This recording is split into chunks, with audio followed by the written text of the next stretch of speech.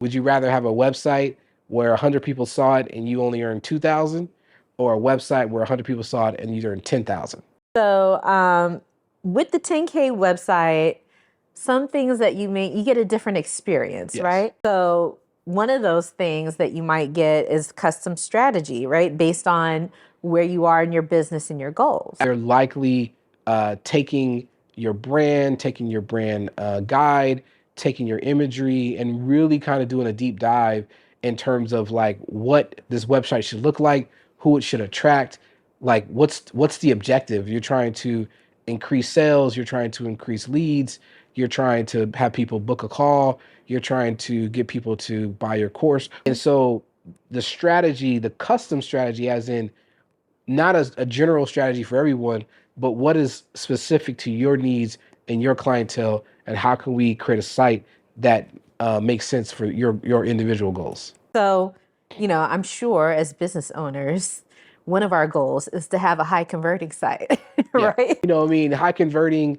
You want to optimize so that you can get the highest conversions. So conversions is basically the amount of people that come to your website versus the amount of people that buy, right? So if 100 people came to your site on average, you just had an average looking site, 2 people would buy, right? If you're cooking with grease, meaning that you got a well-designed website, is converting well, it's doing really well, you could see conversion rates anywhere from 5% to 10%, up to 25%, depending on various factors. Obviously, if you have an offer, let's say your offer is $1,000 offer, right? And you get 100 people to come to that site, and you're getting average conversions. That means $2,000 what you earned. But if it's really, really optimized for conversions and done really well, and you're maxing out your conversion potential, and you're getting a 10%, that's $10,000 for the same 100 people, or you're getting 25%, that's $25,000 for the same 100 people, right? So what would you rather have?